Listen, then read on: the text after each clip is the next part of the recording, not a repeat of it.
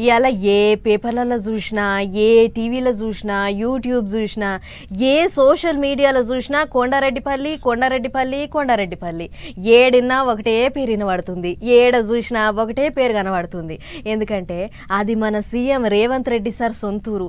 మరి ఇన్నొద్దులేంది ఇయాలెందుకు తలుచుకుంటుర్రు అని అంటే ఇయాల సీఎం సార్ వాళ్ళ సొంతూరుకు పోయిండు కాబట్టి. సీఎం సార్ వచ్చుడుతోని కొండారెడ్డిపల్లి ఊరి పబ్లిక్ కు సంబరం పోండ్రి. సొంతూరుకు పోతున్నానని సీఎం సార్ కూడా మస్తు ములిసి ముప్పందమైండు. సార్ గాలి మోటార్లంగా దిగుడే ఆలస్యం, ఎదురుగా పోయి ఎదుర్కొన్నారు మంత్రులు ఎమ్మెల్యేలు అక్కడి పబ్లిక్.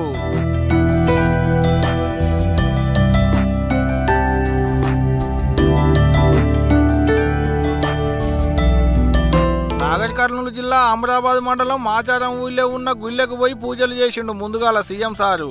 అయ్యవారు సూత అంతే బొట్లు పెట్టి అత్యంతలేసి దీవనార్తులు ఇచ్చారు.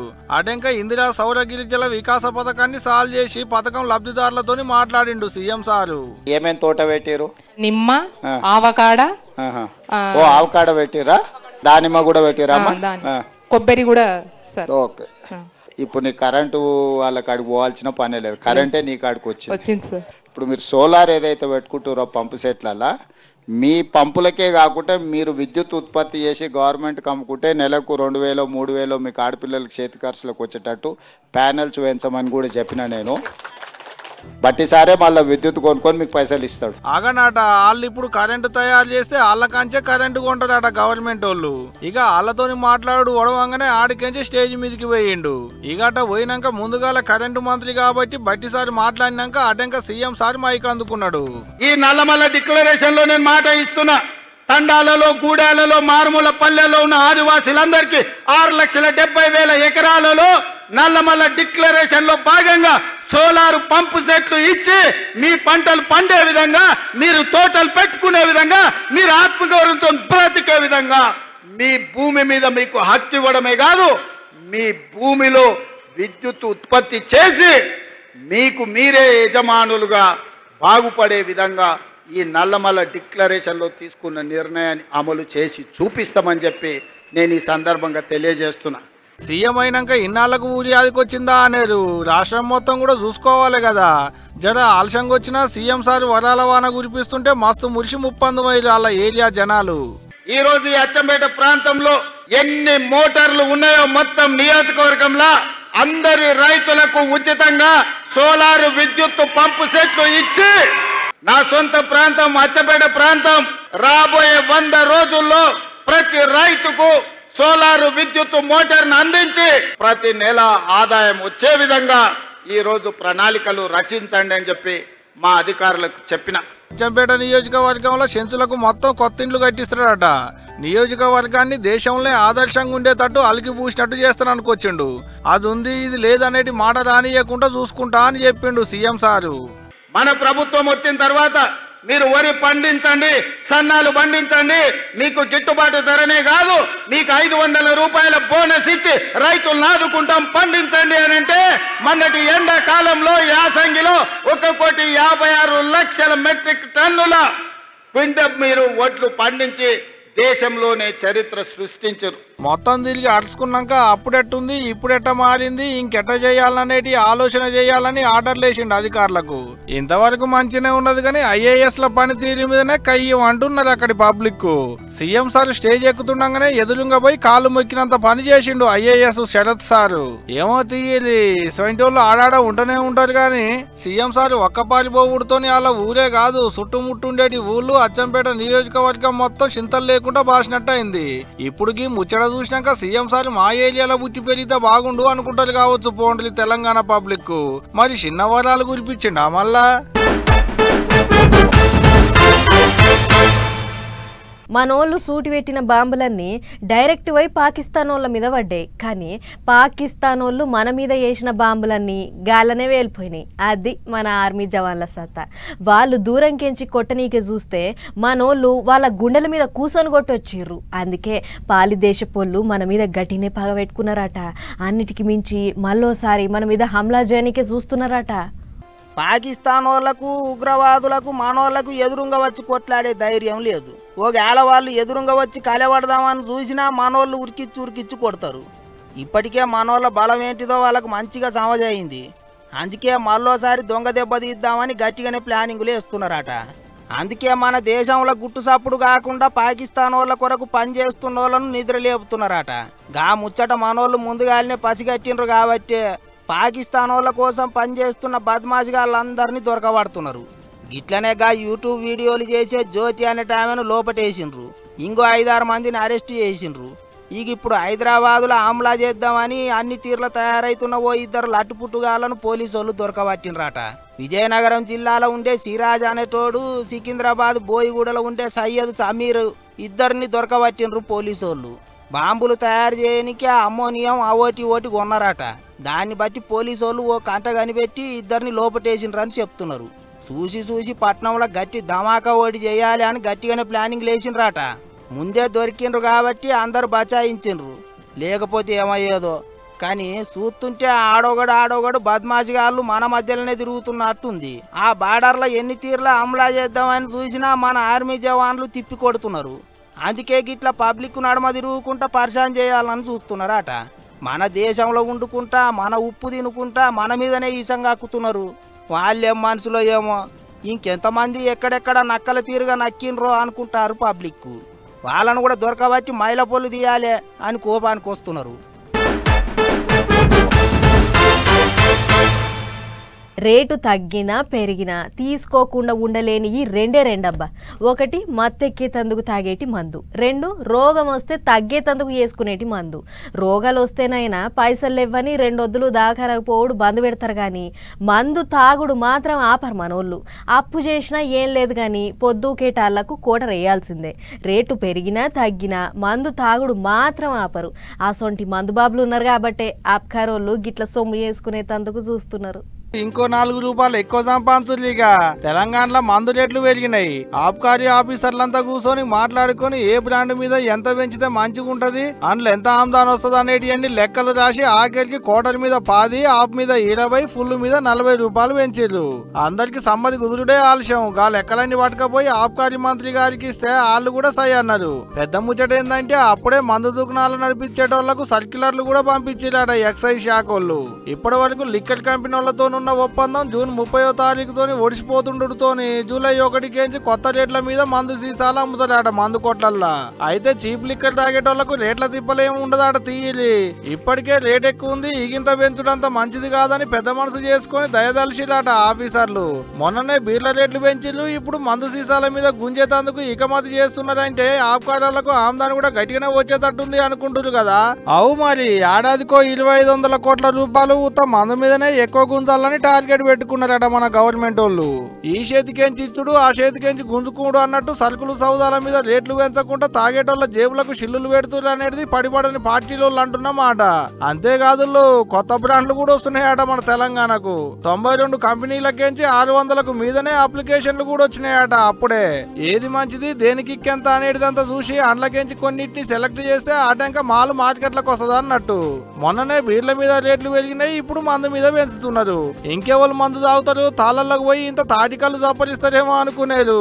దానికిక్కు దాందే దీనికిక్కు దీందే. ఎంత రేట్లు పెరిగితేంది ఏసుడే. మరి ఏమనుకుంటున్నారు, మనం తెలంగాణ వాళ్ళం తాగుడంటే అట్టుంటది మళ్ళా.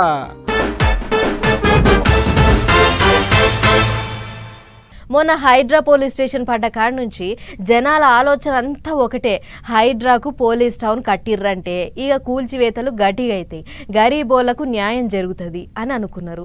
అట్లా ఓ దిక్కు జనం అనుకున్నారో లేదో ఇటు హైడ్రా అధికారులు రువడి పెంచనే పెంచిర్రు. జేసీబీలు అందుకొని పోయి కుక్కట్పల్లి కాడ మునుం పెట్టి కూలగొట్టిర్రు. మరి కూల్చివేతలను చూసిన జనం ఏమంటుర్రో మనం కూడా తెలుసుకోవాలి కదా. చలో పార్రి. పట్నంలో హైడ్రా అధికారులు జోరు పెంచిర్రు. కుక్కట్పల్లి హైదర్ నగర్ కు పోయిన హైడ్రా అధికారులు కబ్జా పెట్టి వేసిన రేకుల ఫెన్సింగ్లను చెక్కలు చేసి కూల్చిపడేసిర్రు. అయితే ఈ భూమి మొత్తం 9.5 ఎకరాలు. దీన్ని 2000 సంవత్సరంలో హుడా లేఅవుట్ పేరుతోని అమ్మితే ఓ 79 ప్లాట్లు కొన్నారట. అట్లా ఓ 7 ఏళ్ళు వెళ్ళినాక ఎవరిలో వచ్చి ఇది మా వ్యవసాయం భూమి, గిట్ల ప్లాట్లేంది చల్ హట్ అని రాత్రికి రాత్రే ఫెన్సింగ్ వేసి లోపలికి ఎవ్వరికి రానియకుండా చేసి. అట్లా ప్లాట్లు కబ్జా అయ్యి బాధపడుతున్న ఓనర్లంతా పోయి ముచ్చట హైడ్రా షెవలేసిర్రు. లక్షలు ఓసి కొనుక్కున్నాం సారు, అట్లా మా నోటికాడ బుక్క ఎత్తగొట్టిండు, గా కబ్జా పెట్టినోని సంగతి చూడాలే, మా ప్లాట్లు మాకు ఇప్పియాలే అని ఫిర్యాదైతే వాళ్ళంతా పత్త ఆరుసుకొని గీ తీర్లో ఎగబడ్డరు.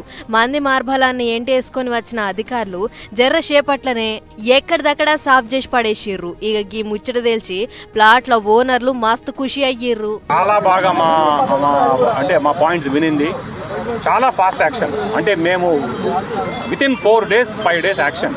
అండ్ రంగనాథ్ గారితో మాట్లాడాము, ఆయన అందరు అర్థం చేసుకున్నాడు. మా ఇద్దరు పార్టీలను ఎదురెదురు పెట్టి కూర్చోబెట్టాడు. సో మా పాయింట్స్ మేము ఎక్స్ప్లెయిన్ చేసాము. అక్కడ ఎన్ఎస్జీ ప్రసాద్ కూడా 2-3 పాయింట్లు చెప్పాడు, అన్ని అది ఏవి వాల్యుబుల్ పాయింట్స్ కాదు. Finally he has taken action. And I would like to say special thanks to Mr. Ranganath and Hydra team, and also for the Telangana government, our CM Revanth Reddy, because ఈ హైడ్రా వల్లనే మాకు హైడ్రా అంటే it is a support for the middle class. కాదన్నట్లు ఈ భూమిలో మేం ప్లాట్లు కొన్నామని చెప్పేటందుకు మా తాన అన్ని కాయిదాలు కల్పలు ఉన్నాయి, అయినా కూడా ఏం చేయలేకపోయినాం. అసొంటిది ఇవాళ హైడ్రా మా తరఫు నిలబడ్డది కాబట్టి హైడ్రా తెచ్చిన సర్కార్కు శనార్థులు అని చెప్పిర్రు. మాకు డాక్యుమెంటేషన్ ఉండి కోర్టు ఆర్డర్ ఉండి కూడా వాళ్ళని ఎటువంటి కేవలం ఏంటంటే అన్ని రకాల ఇప్పుడు ప్రెజర్స్ని తట్టుకొని హైడ్రా నిలబడి మా పక్కన నిలబడినందుకు చాలా కృతజ్ఞతలండి. ఏంటిరా ఇదొక్కటే కాదు, మీ భూములైనా సర్కార్ భూములైనా పార్కులు, మురికి కాల్వలు, చెరువులు గిట్ల ఏది చెరవట్టినా కూడా కబ్జా పెట్టినోళ్లకు ఇదే గతి పడుతుంది అని హెచ్చరిక చేస్తుర్రు అధికారులు. చూసుకోరు మరి.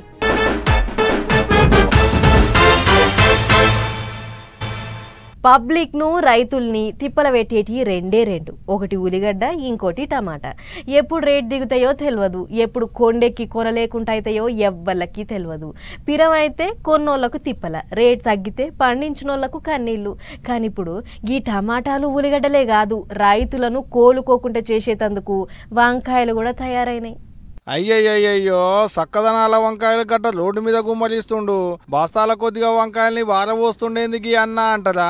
ఏం చేస్తాడు మరి? అడ్డికి పావు షేరు దుడ్డకు షేరు సగం అన్నట్టే అడుగుతున్నాడ దళారులు మార్కెట్కి వేసుకపోతే.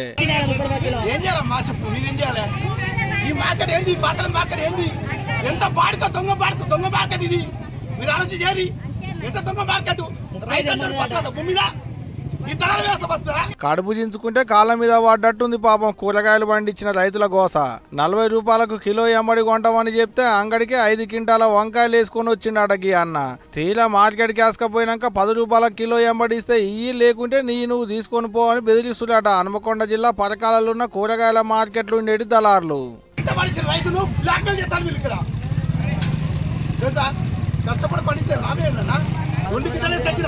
ఏం చేస్తాడు మరి? లెక్కల కష్టం చేసి పంట పండిస్తే పాయిదా లేదు, బాడిగ కిరాయిలు పెట్టుకొని అంగడికి వేసుకొస్తే పావుల లాభం లేదు. అందుకనే ఇగో ఇట్లా రోడ్ల మీద వార పోసుకుంటా గోడెల్లో పోసుకుంటున్నాడు ఈ రైతన్న. జయశంకర్ భూపాలపల్లి జిల్లా చిట్యాల మండలం ముచినిపర్తి అనేటి ఊరాటకి అన్నది. అంత దూరంకేం చేసుకొస్తే బాడిగ కిరాయి ఎంత కావాలో చెప్పుర్రి మీరే. ఒక మనకాన్నే కాదు, అటు మహారాష్ట్ర రైతులది కూడా గిదే గోస. వానలు దంచికొట్టి వరదలెలుతుంటే గా వరదల శనగ పంట కొట్టకపోతుంటే అడ్డం పడి ఆపుతున్నాడు మహారాష్ట్ర రైతు గౌరవ్ అనేటికి అన్న.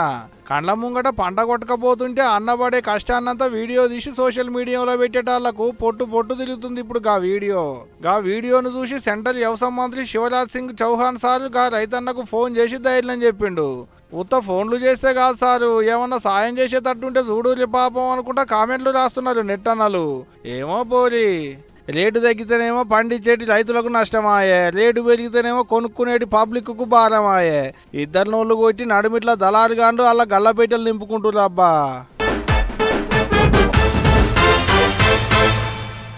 మన్యం జిల్లాలో దొంగల బాధనన్నా ఉందో తెలియదు కానీ ఏనుగుల బాధ మాత్రం ఏండ్ల తరబడి ఉందన్న ముచ్చట అందరికీ ఏరుకున్నదే. ఎందుకంటే ఒకటి కాదు రెండు కాదు, ఏకంగా మందకు మందే తిరుక్కుంటా జనాన్ని ఆగం పట్టించిన ముచ్చట్లు మనం ఎన్నో చెప్పుకున్నాం.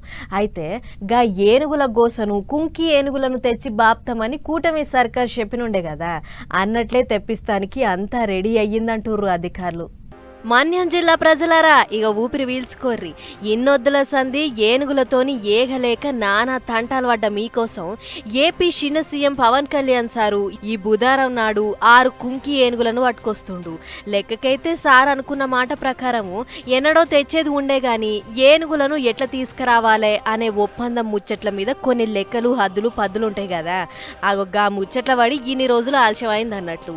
ఇక బెంగళూరుకెంచి వస్తున్న ఈ ఏనుగుల కోసం ఇప్పటికే అన్ని తీర్ల కాయిదాలు తయారు చేసిర్రు అధికారులు. అయితే ఈ కుంకి ఏనుగులకు మంచిగా ట్రైనింగ్ ఇచ్చి అడవి ఏనుగుల మీదికి ఇడిచిపెడతారట.